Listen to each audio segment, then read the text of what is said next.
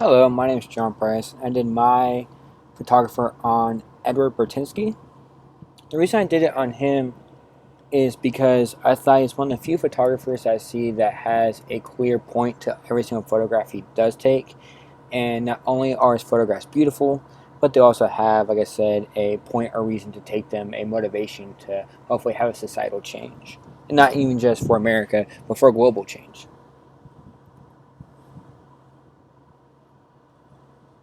The reason I chose this quotation is because that it kind of shows that he understands why we need industry, why we need oil and everything, but also he understands the harms that comes from it. So it's kind of like a personal struggle and a struggle that he shows throughout his work as well.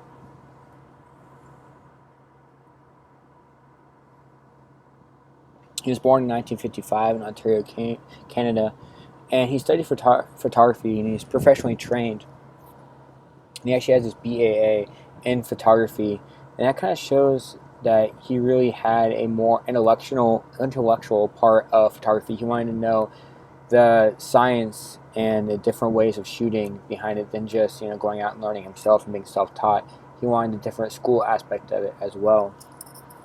And his father actually is the reason that he actually went to school, because he encouraged him, that he thought was a very important thing for him to do, was to get a degree so he can have a better life for himself.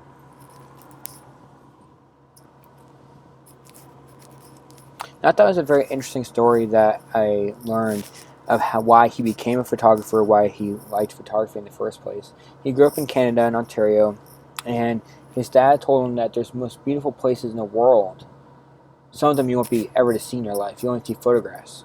And the only thing you can really see and appreciate is the world around you. So he thought, well, a good way for me to share my world and my beauty is photographs. So he started photographing his own local neighborhoods, and that really became kind of what his hobby and what he really liked to do. And people really encouraged him to keep going because he really captured the beauty of his neighborhood. And his photographs have been shown in movies, documentaries, and in over 65 major museums over in the whole world. And that is, very, very impressive.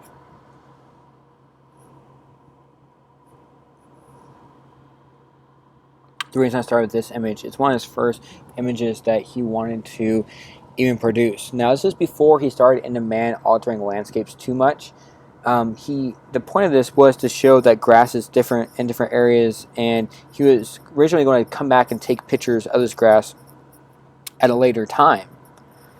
And after he took this photograph and people liked this photograph, he realized that people wanted to put this photograph on calendars and make it more of a marketing tool and put it on cards. And he didn't want that. He wanted his photographs to stand alone. So it became a change, a shift from, here was his early photographs in 1981 to his later photographs. You see that it is focusing on man altering, but he came across man altering landscapes by accident. He really liked landscapes photography, and he really liked the grasping of different of the more rustic colors of it. And then he took pictures. He started taking pictures of machinery and their effects on landscape, and he fell in love with it, and he kind of created a subcategory of man-altered landscape, and especially with industries that he is really known to really exemplify in. And you see this picture here today in California. It took in 2003, the oil fields, and you can really see like the rustic vantage point of all the oils, and you just see it for miles and miles. These oil rigs, and you can see there's the desert that it is, beautiful, but it just adds something with all these oil rigs in it. And it's one of those other photographs that he actually did, but his whole project was called the oil fields.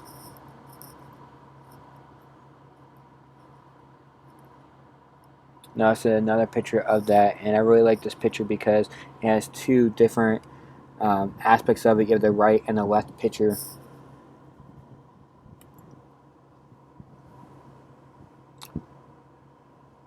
And this was taken in Azerbaijan. And he actually wanted to go into Russia and take this picture, but they would have let him. And throughout his history of being a photographer, he's had a great struggle of getting companies and getting countries letting him in to take photographs, especially because he's taking pictures of kind of what they've done to the landscapes.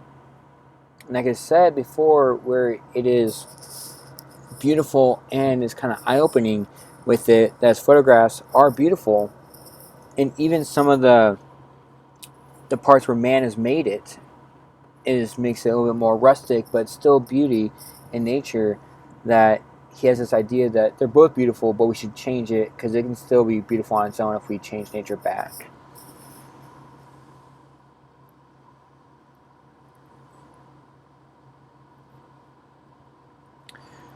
Now he worked on this oil project for almost 20 years, and this picture was taken in 1999, and you can see that a little bit different kind of technique he used, because it's not as rustic as the other pictures he has. It's more clean, more light, more very picturesque. I would say it's a very beautiful picture.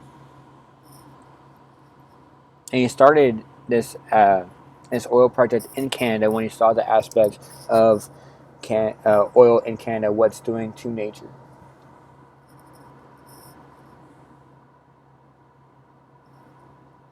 Now we saw another picture of the shipbreaking series in our class, and I really loved this series. Unfortunately, I could not find many pictures about this series, but he told a story in his TED Talks. I believe that's where it was. But it was amazing because he wanted to go to India. Because what was going on is that these large companies, large shipping companies, would come down and they'd break down the ships, that the old rugged, big ships. They'd break them down on the shore. And they did it in Bangladesh, they did it in India, they did it in some parts of Northern Africa. And he really wanted to go to India for it, but like I said, one of the trials and tribulations he's had to overcome is having companies and countries letting him in and being able to take pictures. Now, what I really like about all these photographs is you see like the redness of the iron rusting of the ships, and you see the blue ocean, you see the red sun, and you see the red heat and the raw power and strength of both the ocean and the ships being broken down, which I think is truly amazing, because you can see the power of both man and nature.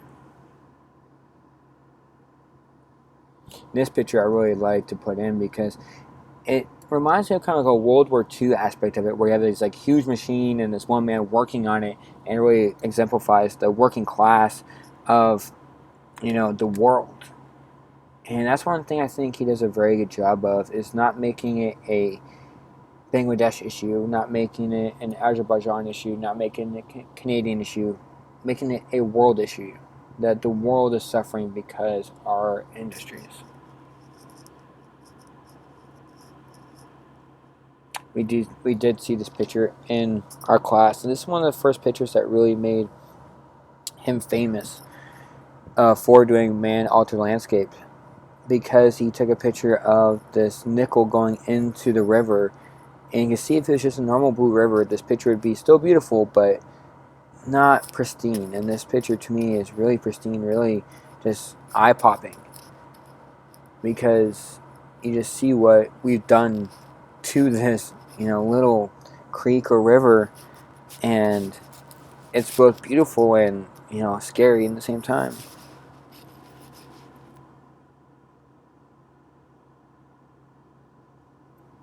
Now, this is a little picture that he did in Australia, and I believe it is some kind of mine. I do not want to misspeak and tell you what mine it is, but they're mining here, and you see just how big a hole is used to do mining. So that's what I like about his pictures, is that you really get a big influence of how big a deal it is on nature and how big an impact it is.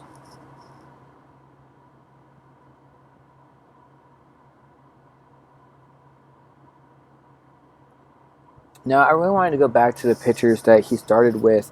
And like I said, when he first started out, he wouldn't do man-altered landscape. He just did landscapes.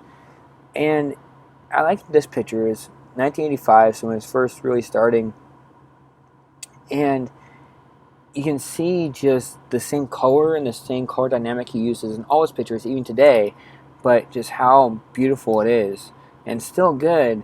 But he kept on saying that if I keep shooting like this, I will not get the movement I need, the movement I want, the power that I want from photography. So he had to change.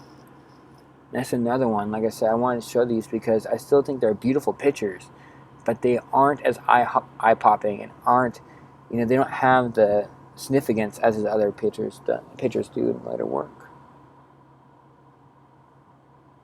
I really like the train in this, how the train cuts in half, but you see this, just all the trees coming down to the train.